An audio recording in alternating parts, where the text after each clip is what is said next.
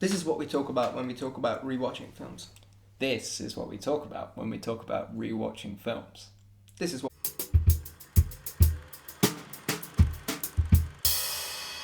Hello and welcome to What We Talk About When We Talk About Film. I'm Jake. I'm Benny. And each week we will be discussing different theories, aspects and ideas about film. So this week we are discussing why we would keep watching some films over and over and over again. Yeah, we've all got them. We've all got films we like to revisit and go back to now and again.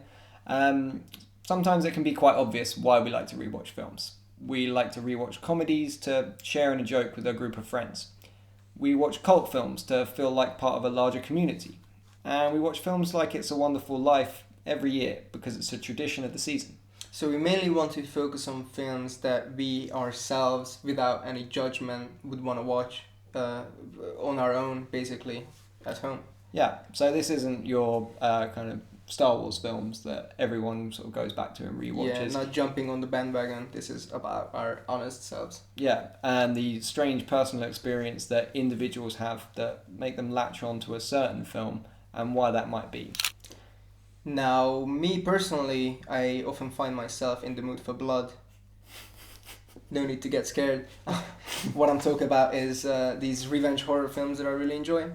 There are dozens of these. Like there's Last House on the Left, Hostel, Hills Have Eyes. Like even Soul had a scene like that when like after the main guy just endures all this like torture and all their friends are dead and they just like get revenge on the bad guys, and there has to be some kind of like kinesthetic, almost like physical experience for the horror viewer if you have the stomach for that kind of stuff.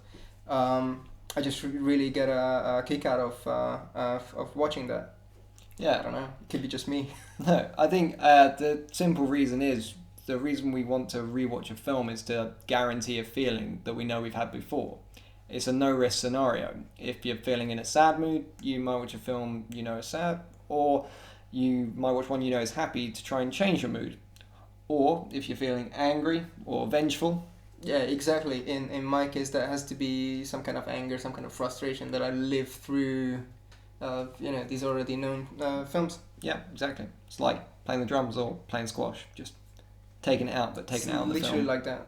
Sometimes this might not work. I mean, recently I rewatched The Usual Suspects, a film that I thought, I know this film, I'm really in the mood for it, and I want to go back and enjoy this feeling. But I realised after watching The Usual Suspects that really you can actually only watch it twice. The first time you watch it, you're invested in the story, and then you get the twists. And the second time you watch it, you can put all the puzzle pieces together. You're looking for all the clues, trying to figure out where everything was for this Kaiser Soze character and how the breadcrumbs were laid for us, the audience. But then the third time you watch it, there's nothing to look for. You've already been given both sides of it. There's not really any character development throughout to make you attached to anyone that would make you want to rewatch it.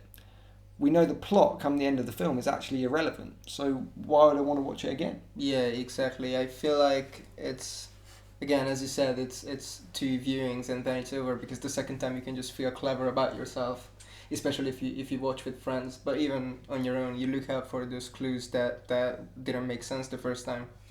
I guess this is what differentiates movies that have plot twists for plot twist's sake from those films that, while have plot twists, don't actually offer more to the audience. Like I guess The Prestige, which is just a really complex film and has like the moral element to it and all, like character development and everything that makes it really interesting. So you don't just watch it for the plot twist.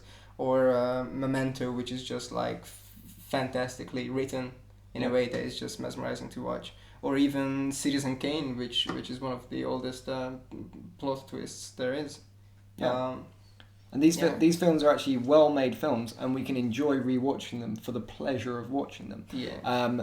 And there's enough around the plot twist to reward you for rewatching it. Yeah. Because even in a film like The Prestige, the plot twist at the end of the film doesn't sell the entire film. Because there's little bits of breadcrumbs throughout to keep you interested that don't necessarily rely on the twist on the end to keep the film interesting. If you right now offered me to either watch The Prestige or Fight Club or one of those films or The Sixth Sense, I would not choose Bruce Willis. No. Bruce Willis. Yeah.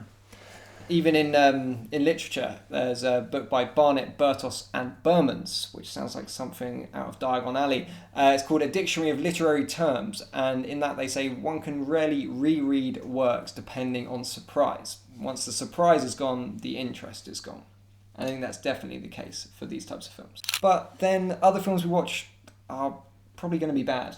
I know I definitely like to rewatch a bad film, but why do we still do it? Okay, so I'd argue this isn't a bad film, but I understand if people say it is. I really love Van Helsing, the Hugh Jackman Van Helsing with the hat and the vampires, the werewolves, the Frankenstein's monster. It's just all these like gothic horror elements, but it's a fantasy. It's fun. It has all kinds of fight scenes, and there's this this horse carriage chase fight scene that reminds me of the first Indiana Jones movie. It doesn't sound like typically the stuff I like, but I just like it, and it's hard to explain why. And I guess the reason is I loved this film when I was a kid, and I watched it over and over when I was little, and because of that I think it's just rooted in my childhood, and I try to channel how I felt when I was a kid watching Van Helsing, just through nostalgia. Yeah, I guess. You hadn't quite become the bloodthirsty monster. Yeah, you are now. Not really. Like this vengeful creature. And I think I've got a similar thing in that there's a film out there that's not, people aren't going to say, oh, it's the worst film ever made, but it's not brilliant, and that's The Day After Tomorrow. And this is because when I was growing up, there was only a few DVDs on the shelf, and that was 4 or 5, and one of them was The Day After Tomorrow. I think the other ones were Minority Report, which is a pretty good one actually, Ocean's 11, definitely Bruce Almighty, and a Adam Sandler film called Gone Overboard, which is awful. Yeah, that is an awful one. It is. Yeah. Got that in a charity shop. My grandma bought it for me, and it was an 18. That's nice. So I watched The Day After Tomorrow over and over again, just because it was one of the only things that I could watch over and over again. And now, because of that Stockholm syndrome of being locked in with it, I have this compulsion to watch it whenever it's on. I have to say, and I guess this comes down to subjectivity when talking about childhood memories and childhood films, I was terrified of The Day After Tomorrow. Isn't there one scene where like a guy like exits a helicopter and like freezes to death? Yeah, that was horrible. Yeah, I thought that was amazing. Damaged me. Yeah, I mean, I'm the one talking about horror films throughout this episode, but that one scene, like I had nightmares after that one. Oh, that was terrifying. I got the nightmares from the drowning in Minority Report. Okay. But no, I thought like Day After Tomorrow is a complete spectacle because you've got those moments like the sort of snow-covered Statue of Liberty or the boat going down the middle of the street in New York, and it's that just attraction to visual spectacle. It's probably the same with Van Helsing and all the chases, fights, and crazy monsters that you just, as a child you're just attracted to the action over the plot. You just love the visuals, you just love the colours, the special effects. Exactly. And that's why we get so many kids' films that are just loads of bright colours and there's not really much story going in. And sometimes that might work, but a lot of the time it won't. Yeah.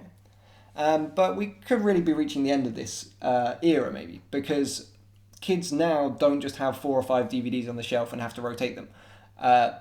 Kids now have Netflix, which is mental. They do. And they've got Amazon Prime, and they've got an unlimited library of films to watch. And so I wonder if we're coming to the end of that childhood tradition of just latching on to one film and just repeatedly watching it.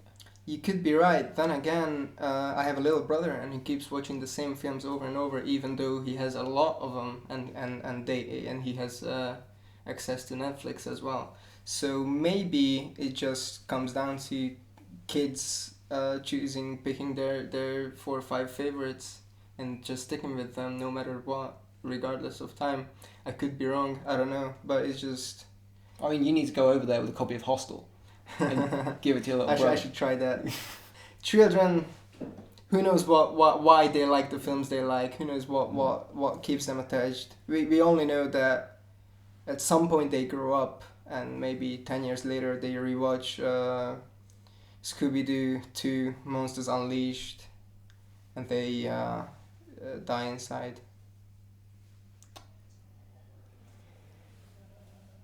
So what films do you rewatch? Why do you rewatch them? Why do you rewatch them? Let us know in the comments below. Let us know on Facebook and Twitter and Instagram. And click through to Shelf of Shame to find out which one of our crew members had only recently seen The Passion of Joan of Arc. Thanks a lot for watching. And come back next week.